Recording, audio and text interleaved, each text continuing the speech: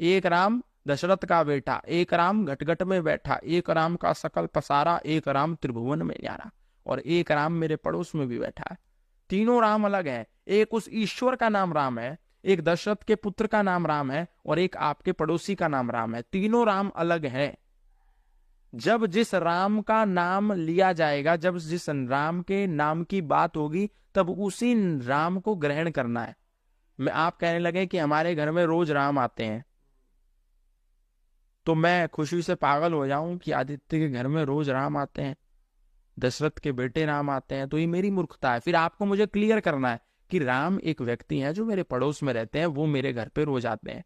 अब मैं यदि ऐसा ना समझूं और उसी राम को वो राम मान लूं, तो मेरी मूर्खता। ऐसा ही हम करते हैं।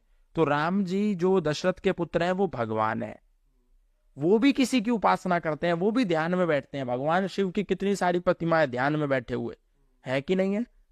वो किसकी उपासना कर रहे हैं, किसकी पूजा कर रहे हैं? परमात्मा की पूजा कर रहे हैं। वो परमात्मा कौन है? जो इस पूरे संसार को बनाता है, जो सर्वव्यापक है, सर्वशक्तिमान है, अजन्मा है, अनंत है, नित्य है, पवित्र है, कभी जन्म नहीं लेता, कभी गर्भ में नहीं आता, कभी मरता नहीं है, अमर है, कभी बूढ़ा नहीं होता।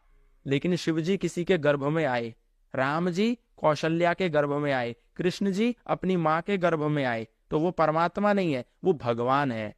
और वो भगवान कोई कैसे बन सकता है? शास्त्र इस बात को बताते हैं, ऐश्वर्य समग्रस्य धर्मस्य यशश्रिय ज्ञान वैराग्यश्चैव षणनाम भगितिरणा।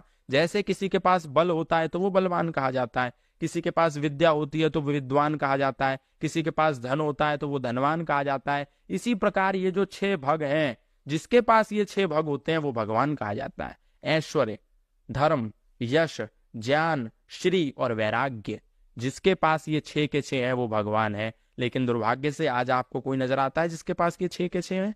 जिसके पास धर्म है उसके पास ज्ञान नहीं है, जिसके पास ज्ञान है उसके पास श्री नहीं है, जिसके पास श्री है उसके पास ऐश्वर्य नहीं है, जिसके पास ऐश्वर्य है उसके पास वैराग्य तो बिल्कुल नहीं है। थोड़ा सा धन आने पे इंसान घमंड हो जाता है। राम जी के पास सब कुछ था, धन भी था, श्री भी था, ऐश्वर्य भी था, धर्म भी था, और इसके बाद भी वैराग्य था।